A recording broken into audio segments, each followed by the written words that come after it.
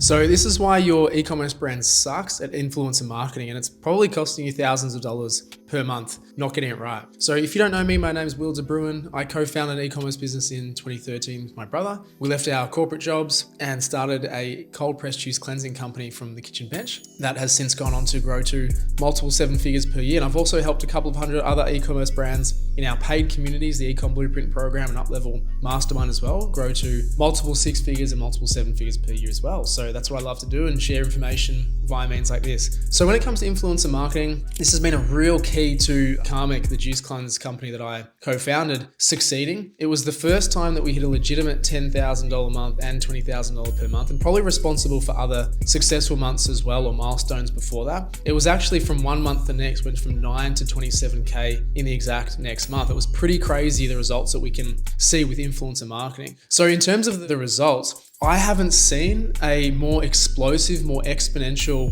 return on an investment than with influencer marketing. So it's really, really crucial that we are prioritizing leveraging other people's audiences. So especially those brands doing less than, I'd say like 10, 20K per month, 30K per month. If you're doing less than that, we have a very small and concise audience that we're targeting. We might be running ads or doing certain things to get outside of what we call our sphere of influence, but nothing is more explosive than leveraging other people's audiences. And influencers is one of those mechanisms where we can suddenly go from being known by 1,000 people in our ecosystem to 100,000 people in another person's ecosystem. It's incredibly explosive. And when we talk about the hierarchy of benefits, we're looking at, of course, sales, number one, that's always the mecca, that's always what we want. Number two is their audience, like I just mentioned, getting access to them and really bridging that gap from their audience to us. And it creates almost inferred trust or expedited trust, that's for sure, coming from a trusted source. And then the third thing is actually the content that comes from that influencer. So building social proof, building trust, building credibility that you can display on all of your marketing channels and assets as well. So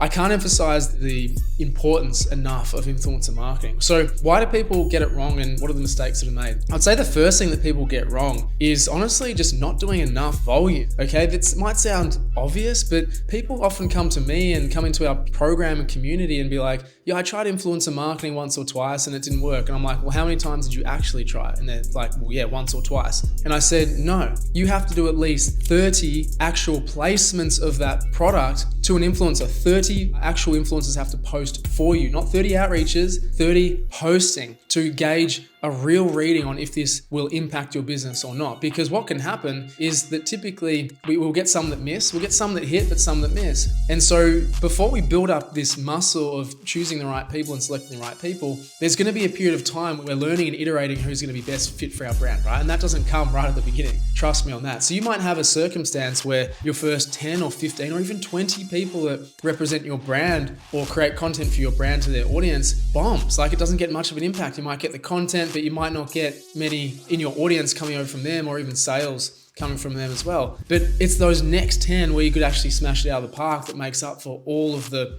15 or 20 come before that. So you need volume to test this activity, and then it becomes a consistent effort all the way through. So once we had discovered that, we had a massive blow up from 9K to 27K from an influencer, then it was a conscious thing where we were saying, okay, we need to do this consistently every single month. And so now the focus is on getting anywhere between 10 to 15 people per month for the cold pressed juice brand to post on the brand's behalf so that we can use their content, just tap into other sorts of audiences and obviously make sales with people that, hit it well and it really resonates with their audience. So the first thing is just volume. The second thing is choosing the right people. Okay. Again, we don't know what's what when we start out these efforts. We just don't know how to do it properly or who's going to be who in the zoo, because there's a lot of people that, want to be influencers or freebie seekers or content creators that don't actually have much influence. They just create content. So again, a big mistake that people make, and that again is through volume as well, is that they just don't go after the right people or learn enough from the people before to go after the right people after some iterations and changes are made. And so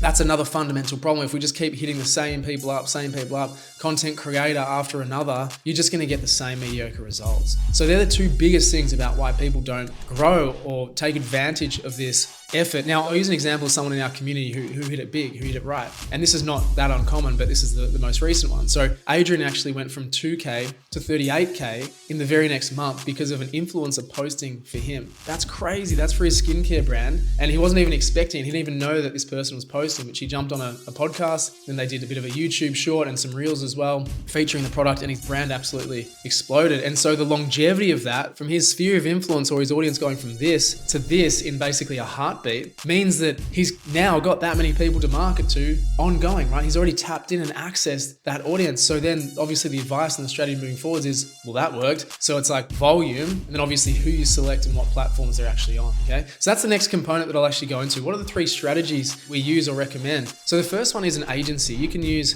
an influencer agency that has access or contractual obligations with influencer types that you can pay basically a retainer to, and they will reach out to their networks and do the work for you. So a con of that is obviously you have to pay for the privilege, pay for the access, but a pro is around the accountability, and likely they're going to be of higher quality than your typical ones. The second method is online platforms. So it's basically like an influencer marketplace, let's call it. It's where people can list themselves, and then businesses can actually come and meet them in the middle and converse with influencers by giving them product and potentially a fee as well for their service. But they will go and create content and obviously spruik it to their audience. Pro here is that it's lower cost than say an agency, but a con is because they're listing themselves and they're kind of creating content and they potentially want to be an influencer, their legitimacy of the influence is probably limited in our experience. So that's probably the worst performing from the 3 that I'm going to go through. Okay, so I'll just be wary of online platforms, but in terms of accessibility, affordability, it's definitely there, and you are likely to get some pretty high quality content as well. So that's always a plus. And then the third thing is the DIY method. So that basically means you as the business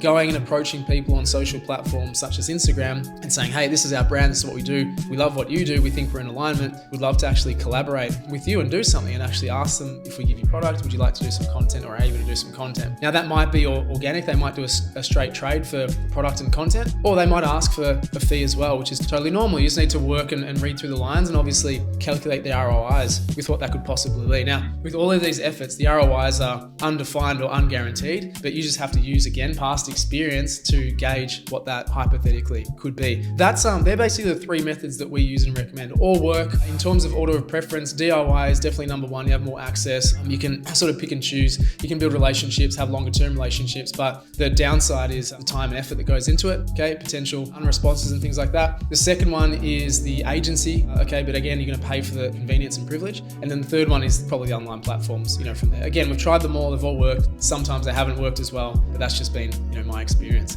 So that's all I wanted to go through with influencer marketing. I hope this was valuable for you. You need to make sure you're doing it right. You're having volume and then going after the right people through testing and iterating is the most important thing. And then it will all come together over time, right? You'll just improve, build the muscle, learn and learn and learn, and you'll get better and better and get more effective as your audience grows and your sphere of influence grows as well. All right. So look, I hope this video was helpful. If you want to know about how we help e-commerce brands scale, click on the link below, have a bit of a look and see how we might be able to help you out. Other than that, I genuinely hope you got value from this video. If you did, give it a like, give us a subscribe. Let me know in the comments if you want to know about anything more about growing sustainable e-commerce businesses. I'm doing videos like this all the time. So again, thanks for being here, and I'll see you in the next video. Cheers.